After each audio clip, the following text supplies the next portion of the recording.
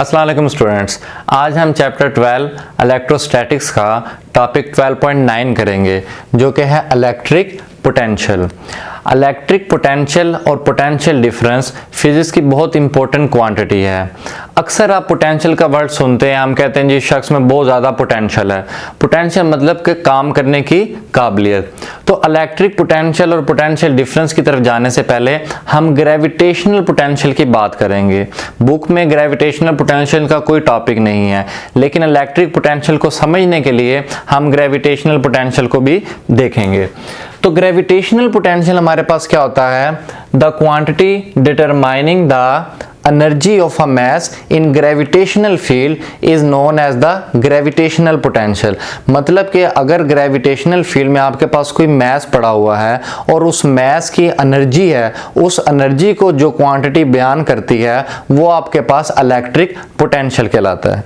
For example हमारे पास ये एक पोजीशन ए है जो कि ग्राउंड पर है, ज़मीन पर है।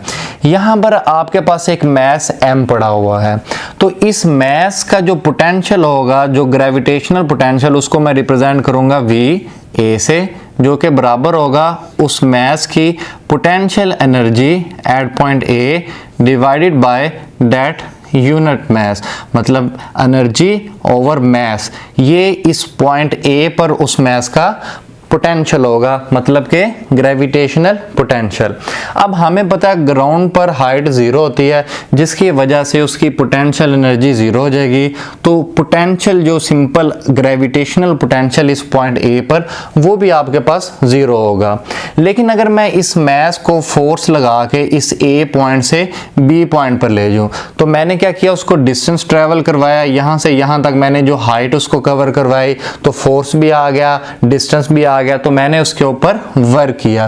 तो उस वर्क के नतीजे में जब मैस ए से बी पॉइंट पर चला गया, तो उसका जो ग्रेविटेशनल पोटेंशियल है वो इंक्रीज हो जाएगा, और उसको मैं रिप्रेजेंट करूंगा वी बी से, जो कि बराबर होगा gravitational potential energy at point B over unit mass. तो हमारे पास इस A पॉइंट से जब आप मैस को B पॉइंट पर लेके गए, तो हमने उसके ऊपर वर्क किया।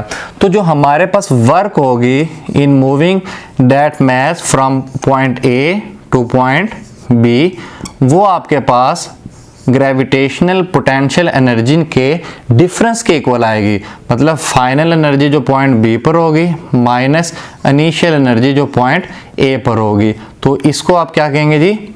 ग्रेविटेशनल पोटेंशियल एनर्जी डिफरेंस, क्योंकि इन दोनों में डिफरेंस आ रहा है, ज्यादा में से कम वाले को आपने माइनस कर दिया। अच्छा, अब यहां पर अगर मैं बात करूं सिर्फ ग्रेविटेशनल पोटेंशियल डिफरेंस की, नॉट एनर्जी, यहां पर आपके पास ये जो U में जो डिफरेंस आ रहा है UB माइनस UA, ये ग्रेविटेशनल पोटेंशियल एनर्जी डिफरेंस है। लेकिन अगर मैं सिर्फ पोटेंशियल डिफरेंस की बात करूं, ग्रेविटेशनल पोटेंशियल डिफरेंस की अगर मैं बात करूं, तो वो आपके पास क्या होगा? जो B पोजीशन का पोटेंशियल है VB माइनस जो A पोजीशन का पोटेंशियल है VA। अगर मैं अब यहाँ पर वैल्यूज पुट करूँ वी बी की, जो कि आपके पास है यू बी ओवर एम, तो आपके पास ये U B over M minus V A की वैल्यू आप पुट करते हैं, जो कि आपके पास होगी जी यू ए ओवर एम। तो अगर यहाँ मैं एलसीएम लूँ या एम को कॉमन ले लूँ, तो मेरे पास ये बनेगा जी U B minus U A over M.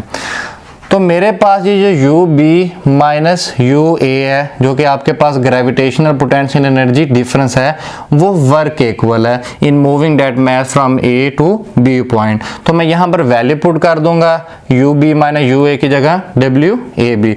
तो मेरे पास जो ग्रेविटेशनल पोटेंशियल डिफरेंस होगा उसकी वैल्यू आपके पास आएगी work A B over mass. तो फिर यहाँ से हम नतीजा ये निकालते हैं कि जो हमारे पास ग्रेविटेशनल पोटेंशियल डिफरेंस है वो किसके इक्वल आएगा जी? Work done on a unit mass in gravitational field gravitational field. तो बच्चों ये तो हमारे पास हो गया gravitational potential and gravitational potential difference. इसी को ज़हन में रखते हुए ये सारी चीज़ को हम आगे इस्तेमाल करेंगे इलेक्ट्रिक पोटेंशियल और इलेक्ट्रिक पोटेंशियल डिफरेंस को एक्सप्लेन करने के लिए। तो अब हम इलेक्ट्रिक पोटेंशियल देखते हैं। The quantity determining the energy of a charge in electric field is known as the electric potential. मतलब कि अगर आप एक चार्ज को इलेक्ट्रिक फील्ड में रख दें तो वो क्वांटिटी जो उस चार्ज की एनर्जी के बारे में बताएगी उसको आप इलेक्ट्रिक पोटेंशियल कहेंगे। तो सपोज अगर आपके पास दो प्लेट्स हों, एक के ऊपर पॉजिटिव चार्ज दूसरी पर नेगेटिव चार्ज, जो पॉजिटिवली चार्ज प्लेट होगी वो हाई पोटेंशियल पर होगी और उसको आप B से रिप्रेजेंट करेंगे, और negatively charge plate low potential पर होगी और उसको आप A से रिप्रेजेंट करेंगे। जैसे हमने पहले किया कि जो ग्राउंड पोजीशन थी जिसको हमने A से रिप्रेजेंट किया वो लो पोटेंशियल पर थी, और जो एक हाइट पर पोजीशन थी जिसको हमने B से रिप्रेजेंट किया वो हाई पोटेंशियल पर थी। तो अगर मैं एक पॉजिटिव टेस्ट चार्ज लूं और उसको मैं इस बी प्लेट के पास रख दूं तो क्या होगा, ये पॉजिटिवली चार्ज प्लेट इस पॉजिटिव चार्ज को रिपेल करेगी, तो उस रिपल्शन की वजह से ये चार्ज मूव करना शुरू हो जाएगा towards that negatively charge plate. तो मूव करता करता आहिस्ता आहिस्ता इसके ऊपर आके ये चिपक जाएगा। तो क्या हुआ, इसकी जो पोटेंशियल एनर्जी थी वो काइनेटिक एनर्जी में कन्वर्ट होती गई और आहिस्ता आहिस्ता यहाँ पर पहुँचने पर इसकी पोटेंशियल एनर्जी ज़ीरो होगी। तो अगर मैं इलेक्ट्रिक पोटेंशियल की बात करूँ इस पॉइंट ए पर तो उसको मैं रिप्रेजेंट करूँगा VA से, and that is equal to UA over Q0। मतलब कि potential electric potential energy of unit charge at point A वो आपके पास इस तरह से VA से रिप्रेजेंट होगी, क्योंकि इसकी पोटेंशियल एनर्जी ज़ीरो होगी, और पोटेंशियल एनर्जी ज़ीरो होने की वजह से तो हम कहेंगे इस A पॉइंट पर इसका जो इलेक्ट्रिक पोटेंशियल होगा वो भी ज़ीरो हो जाएगा। तो अगर मैं इस चार्ज को इस A पोजीशन से B पोजीशन की तरफ लेके जाऊं ताकि उसकी एनर्जी दोबारा से इंक्रीज हो जाए, तो मुझे क्या करना पड़ेगा, इस चार्ज के ऊपर फोर्स लगाना पड़ेगा।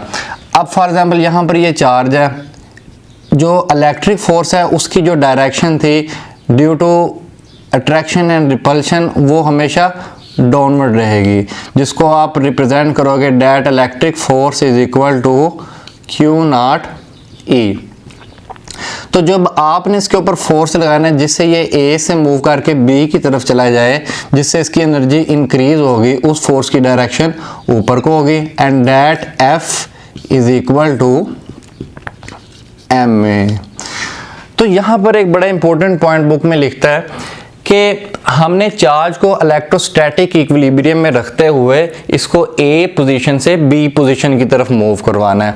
इसका क्या मतलब कि हमने इस चार्ज के ऊपर जो फोर्स लगाना है अपवर्ड डायरेक्शन में, जो कि एक्सटर्नल फोर्स है, वो इस इलेक्ट्रिक फोर्स से ज़्यादा नहीं होना चाहिए, वो हमेशा इस इलेक्ट्रिक फोर्स के इक्वल होना चाहिए। तो इसको हम कहते हैं जी इलेक्ट्रोस्टैटिक इक्विलिब्रियम। तो इससे क्या होता है कि जो चार्ज है वो एक यूनिफॉर्म वेलोसिटी से मूव करता है और वो एनर्जी रेडिएट नहीं करता in form of electromagnetic radiation. इस वजह से हम चार्ज को इलेक्ट्रोस्टैटिक इक्विलिब्रियम में रखते हैं। तो जब आप चार्ज को मूव करवा के इस पोजीशन B पर ले जाएंगे तो इस पोजीशन B पर आने के बाद जो इसका इलेक्ट्रिक पोटेंशियल होगा एट पोजीशन B उसको हम रिप्रेजेंट करेंगे जी VB से, and that is equal to UB over Q0, energy over charge, जिस तरह हमने यहाँ पर किया था, एनर्जी ओवर मैस जो कि ग्रेविटेशनल पोटेंशियल के इक्वल आया था। यहाँ पर आपके पास ये इलेक्ट्रिक पोटेंशियल है जो कि electric potential energy over charge के इक्वल आ रहा है। तो यहाँ पर आपके पास जो आपने चार्ज को यहाँ से यहाँ पर मूव करवाया तो आपने इसके ऊपर वर्क की जो कि इसके अंदर इलेक्ट्रिक पोटेंशियल एनर्जी की फॉर्म में स्टोर हुई। तो that work in moving charge from point या position A to position B is equal to UB minus UA।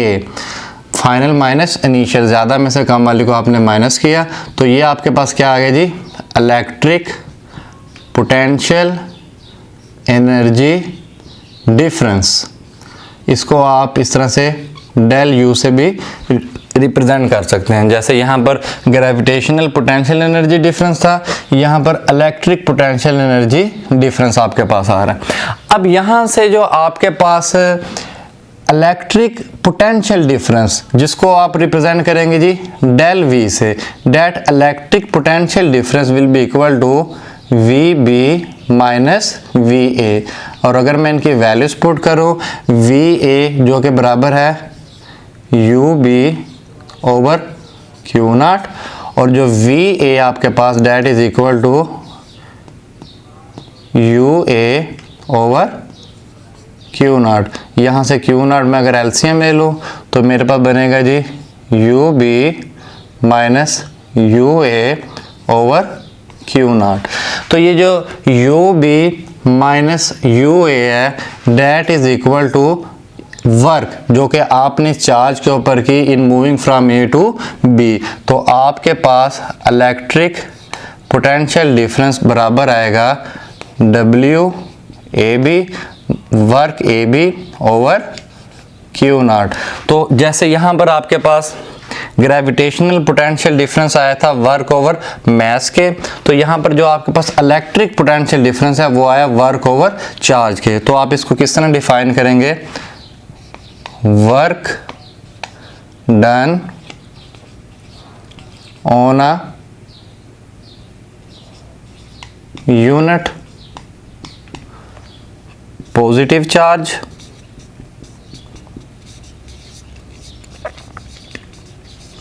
In electric field.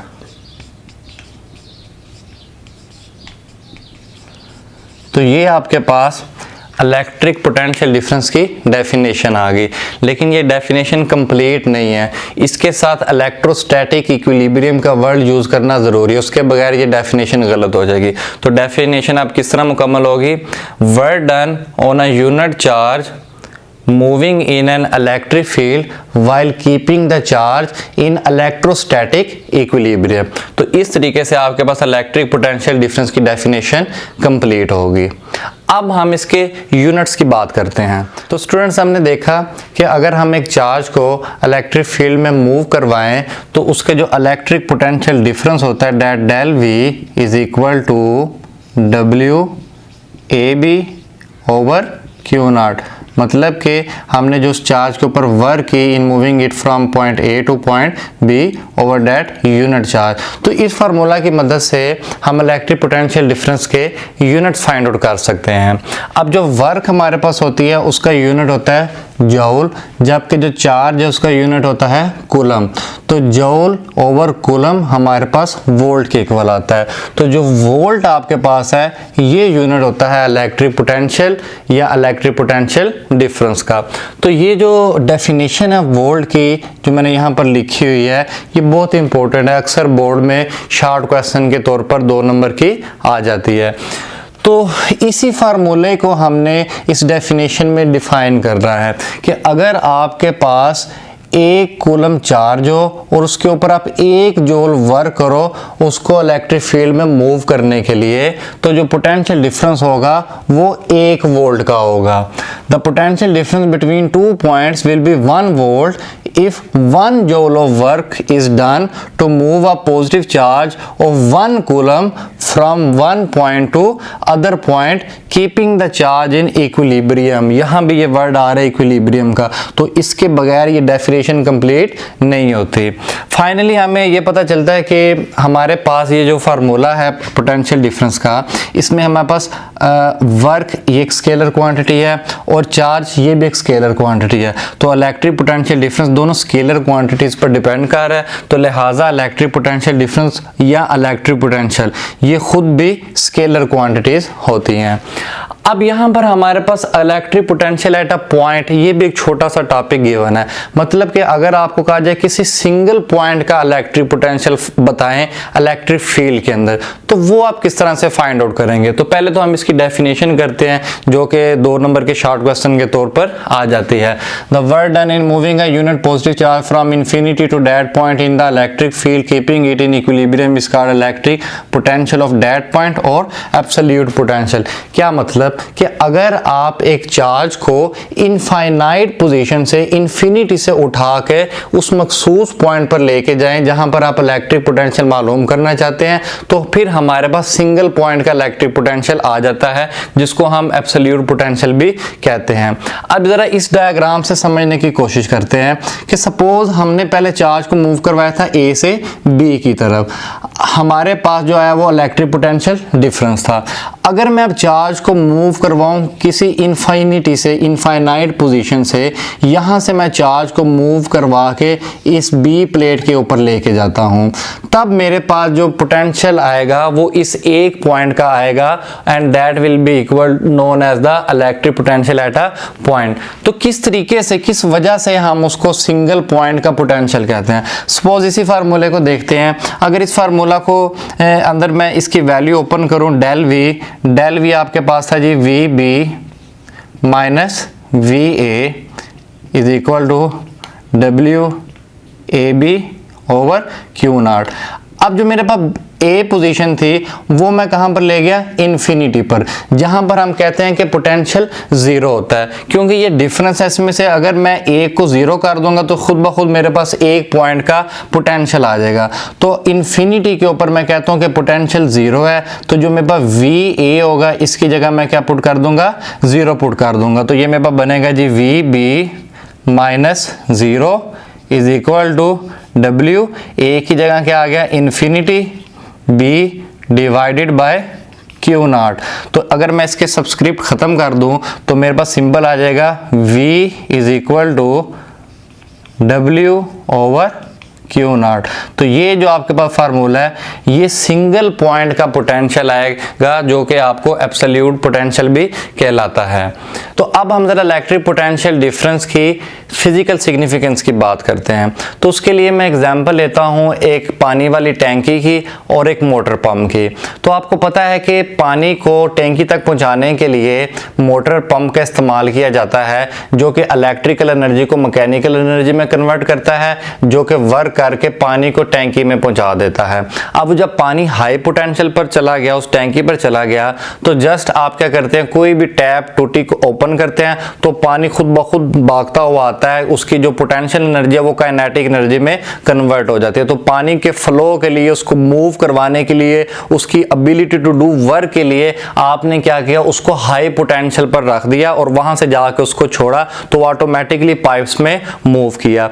इसी तरह हमारे पास अगर हम चार्जेस को, करंट को मूव करवाना चाहते हैं वायर्स के अंदर, तो हम क्या करते हैं, चार्जेस को हाई पोटेंशियल पर जाके छोड़ देते हैं, फिर खुद ब खुद वो हाई से लो की तरफ मूव करते हैं। आप बैटरीज देखते हैं उसमें 2 टर्मिनल्स होते हैं, तो जब आप सर्किट कंप्लीट करते हैं तो चार्ज हाई पोटेंशियल से लो पोटेंशियल की तरफ मूव करता है। अगर आप घर में अपने देखें सॉकेट तो उसमें भी 2 टर्मिनल होते हैं, एक के अंदर करंट होती है और एक करंट की वापसी के लिए, मतलब एक हाई पोटेंशियल पर और एक लो पोटेंशियल पर। तो हाई से लो की तरफ फिर चार्ज या करंट मूव करता है। तो उम्मीद है आपको इस टॉपिक की अच्छे से समझ लगी होगी। इसके बावजूद अगर कोई प्रॉब्लम है, आपको कोई चीज़ क्लियर नहीं है, तो आप नीचे कमेंट्स में पूछ सकते हैं। अल्लाह हाफिज़।